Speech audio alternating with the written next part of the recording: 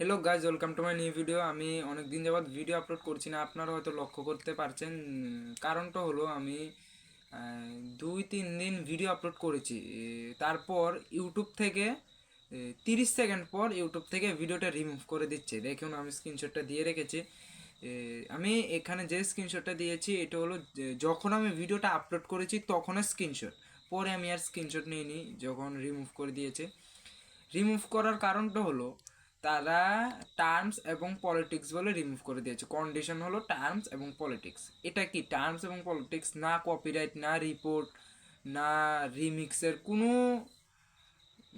বলতে কোনো খারাপ কিছু না। টার্মস এবং পলিটিক্স, এটা আমি কি বুঝতে পারলাম না।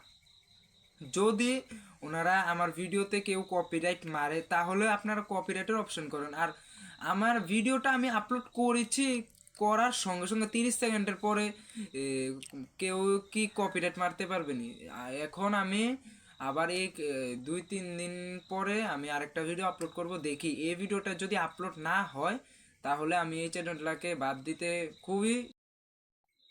খুবই বাধ্য আমি। কারণ এই চ্যানেলটাকে যদি আমি ডিলিট না করি তাহলে আমার চ্যানেলও গ্রো করবে না, আর আমিও গ্রো করবো না। আমি যে পরিশ্রমটা করেছি সেটার কোনো ফলও পাবো না। তার জন্য আমি এই চ্যানেলটাকে ডিলিট করে আরেকটা চ্যানেল ক্রিয়েট করব। যদি এই চ্যানেলটাতে এখন ভিডিও আপলোড করলে তখনও যদি রিমুভ করে দেয় তাহলেই আমি আরেকটা চ্যানেল বানাবো।